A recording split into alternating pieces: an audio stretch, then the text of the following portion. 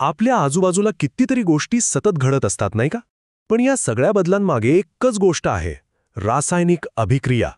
आता रासायनिक अभिक्रिया म्हटलं की शाळेतल्या पुस्तकातला तो कंटाळवाणा विषय आठवतो.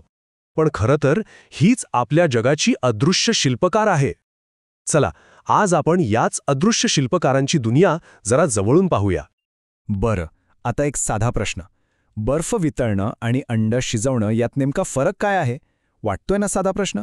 पण थांबा, ह्या प्रश्नातच भौतिक आणि रासायनिक बदलांमधला सगळ्यात महत्त्वाचा फरक लपलाय आणि तोच फरक आपण आज समजून घेणार आहोत. तर मग बघूया फरक काय आहे ते.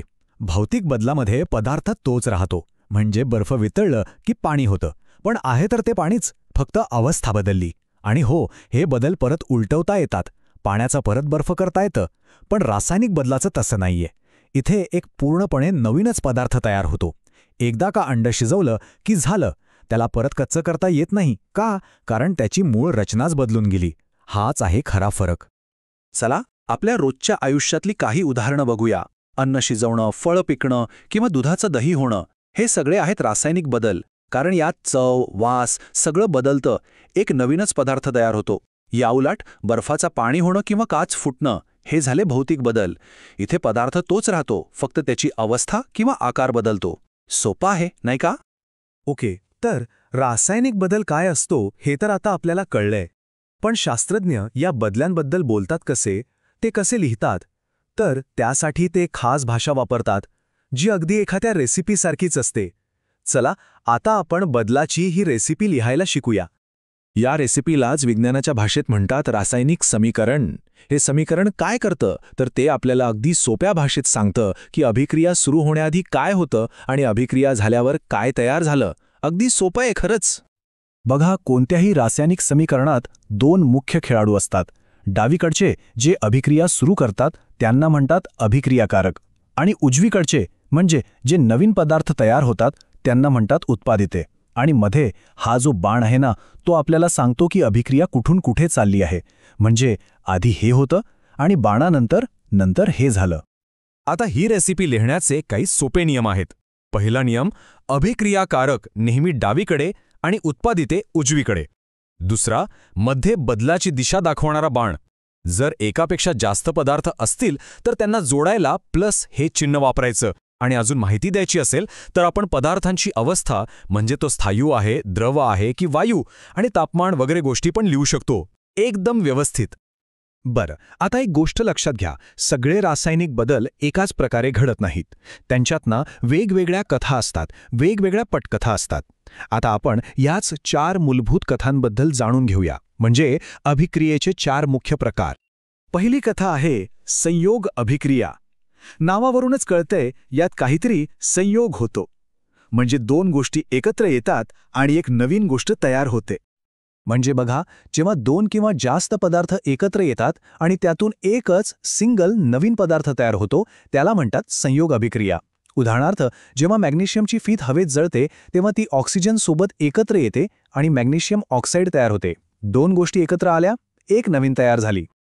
आणि हे आहे त्याचं समीकरण, 2Mg अधिक O2, आणि त्यातून तयार झालं 2MgO. मॅग्नेशियम आणि ऑक्सिजन एकत्र आले आणि मॅग्नेशियम ऑक्साईड तयार झालं. अगदी सरळ सोपं. आता दुसरी कथा ही आहे अपघटन अभिक्रिया, आणि ही संयोग अभिक्रियेच्या अगदी उलट आहे. तिथे 2 गोष्टी एकत्र येत होत्या, इथे एकच गोष्ट तुटून अनेक गोष्टी तयार होतात. अपघटन म्हणजे काय, तर तुटणं. जेव्हा एकाच पदार्थाला उष्णता वगैरे दिली जाते तेव्हा तो तुटतो आणि त्यातून 2 किंवा जास्त सोपे पदार्थ तयार होतात. सगळ्यात सोपं उदाहरण म्हणजे साखर. साखरेला गरम केलं की काय होतं, ती काळी पडते आणि पाणी बाहेर येतं. म्हणजे साखरेचं अपघटन होऊन कार्बन आणि पाणी तयार होतं. तिसरी कथा आहे विस्थापन अभिक्रिया. ह्याची कल्पना करायला खूप मजा येते. समजा एक जास्त ताकदवान खेळाडू येतो आणि दुसऱ्या कमी ताकदवान खेळाडूला बाजूला सारून त्याची जागा घेतो. अगदी तसंच काहीसं इथे घडतं.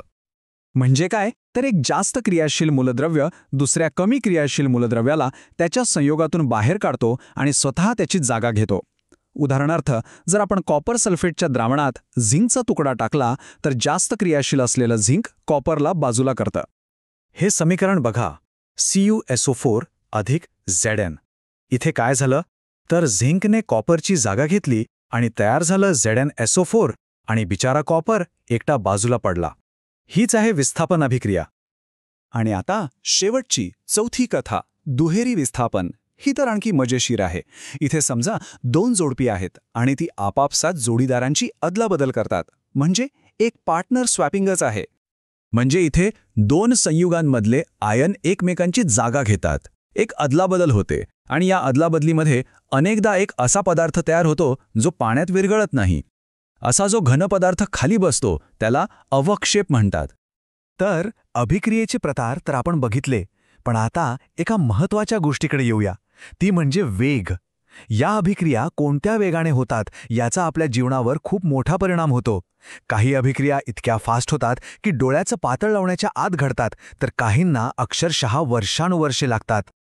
हे बघा, इथे किती फरक दिसतोय. स्वयंपाकाचा गॅस पेटवणं किंवा खाण्याचा सोडा अंमलात टाकणं या जलद अभिक्रिया आहेत, क्षणात होतात.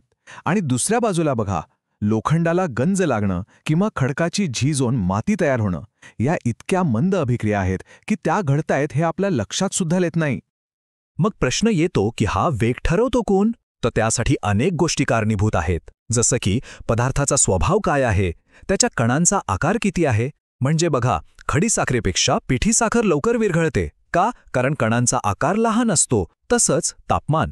उन्हाळ्यात अन्न लवकर का खराब होतं? कारण तापमान जास्त असल्याने अभिक्रिया वेगाने होते. आणि हो, उत्प्रेरक नावाची एक खास गोष्ट पण असते, जी स्वतः न बदलता फक्त अभिक्रियेचा वेग वाढवते. आता आपण अशा काही मंद अभिक्रियांबद्दल बोलूया, ज्या आपल्यासाठी थोड्या डोकेदुखी ठरतात. म्हणजे क्षरण किंवा ज्याला आपण गंजणं म्हणतो ते, आणि पदार्थांचा खवटपणा. आपल्या सगळ्यांनाच हा अनुभव आला असेल नाही का?